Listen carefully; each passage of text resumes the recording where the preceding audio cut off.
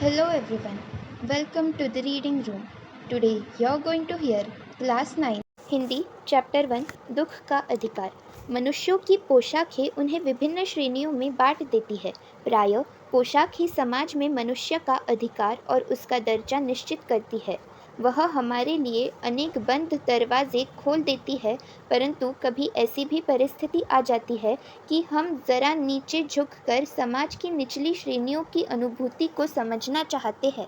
उस समय यह पोशाक ही बंधन और अड़चन बन जाती है। जैसे वायु की लहरें कटी हुई पतंग को सहसा भूमि पर नहीं गिर जाने देती, उसी तरह खास परिस्थितियों में हमारी पोशाक हमें झुक सकने से रोक रहती है।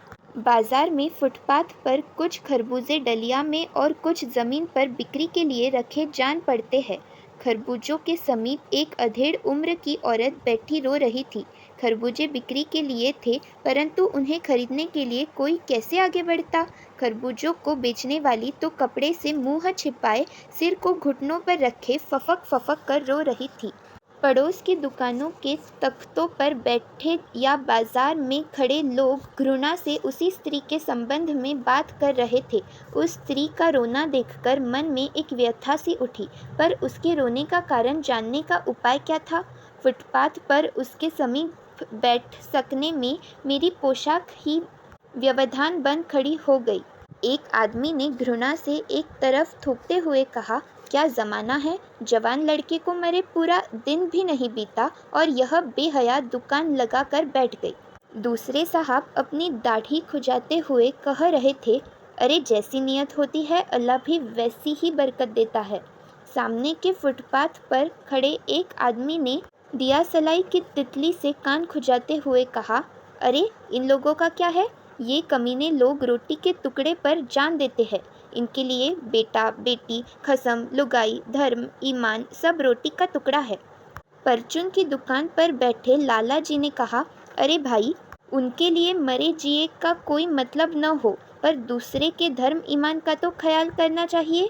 जवान बेटे के मरने पर 13 दिन का सुतक होता है और वह यहाँ सड़क पर बाजार में आकर खरबूजे बेचने बैठ गई है। 1000 आदमी आते जाते हैं, कोई क्या जानता है कि इसके घर में सुतक है। कोई इसके खरबूजे खा ले तो उसका ईमान धर्म कैसे रहेगा, क्या अंधेरा है। पास पड़ोस की दुकानों से पूछने पर पता चला उसका 23 बरस का जवान लड़का था। घर में उसकी बहू और पोता पोती है। लड़का शहर के पास 1.5 बीघा जमीन में कचियारी करके परिवार का निर्वाह करता था।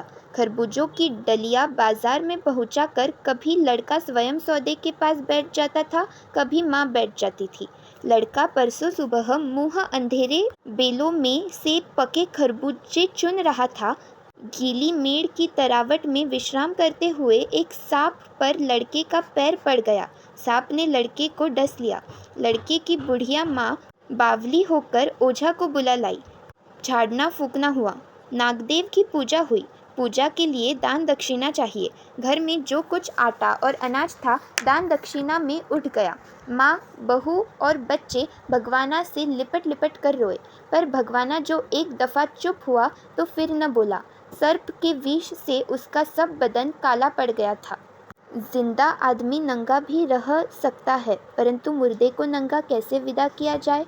उसके लिए तो बजाज की दुकान से नया कपड़ा लाना ही होगा, चाहे उसके लिए माँ के हाथों के छन्नी ककना की बिक्री क्यों ना हो जाए।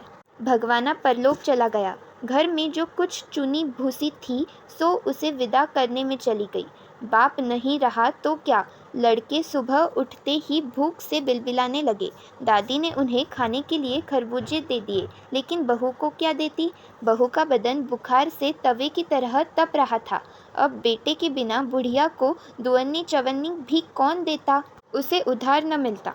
बुढ़िया रोते रोते और आंखें पोंछते पोंछते भगवाना के बटोरे हुए खरबूजे डलिया में समेटकर बाजार की ओर चली, और चारा भी क्या था। बुढ़िया खरबूजे बेचने का साहस करके आई थी, परंतु सिर पर चादर लपेटे सिर को घुटनों पर टिकाए हुए फफक फफक के रो रही थी। कल जिसका बेटा चल बसा, आज वह बाजार में सौदा बेचने चली है। हाय रे पत्थर दिल।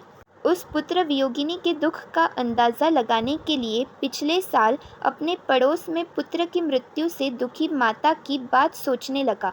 वह संभ्रांत महिला पुत्र की मृत्यु के बाद 2.5 मास तक पलंग से उठ न सकी थी।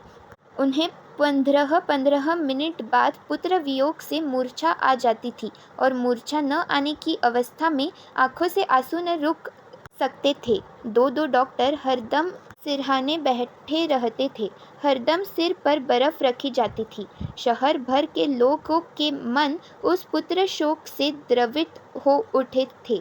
जब मन को सूझ का रास्ता नहीं मिलता तो बेचैनी से कदम तेज हो जाते हैं। उसी हालत में नाक ऊपर उठाए राह चलतों से ठोकरें खाता मैं चला जा रहा था। सोच रहा था, शोक करने, गम मनाने के लिए भी सहूलियत चाहिए होती है और दुखी होने का भी एक अधिकार होता है। Thank you. That was all for today. Let us meet in the next video with another interesting chapter.